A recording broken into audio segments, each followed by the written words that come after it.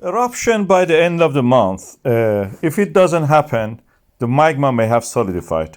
The situation will started when we had a swarm of the earthquakes in the mid to late October and a blooming of the huge amounts of the earthquake by the November 10. It created cracks and the steam and gases were coming out in the town of the Grindavik. The town was evacuated. People were leaving the town because it was unsafe. The structures were damaged, roads were damaged. So to avoid the confusion and being trapped, people safely were transported out.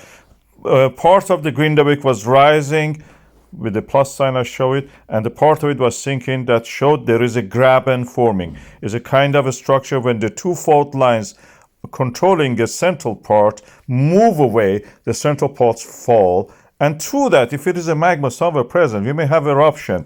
This is the dike or seal which was forming under the Grindavik to the Svartsengi power station, and the magma was present there at the depth of 5 kilometers to 500 meters, and it was ready to erupt if it was able to get more supplies, more magma from the depth.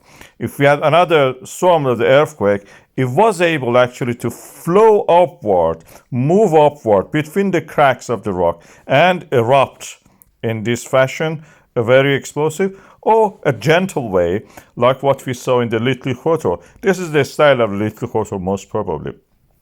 At the moment, we don't have those kind of signals for the boiling of the magma. And it's quite possible that if it doesn't happen by the end of the month, magma will solidify within the dike, within the cracks and fault lines of the graben. It takes a few weeks just to solidify, but it will be hot for many, many years after that.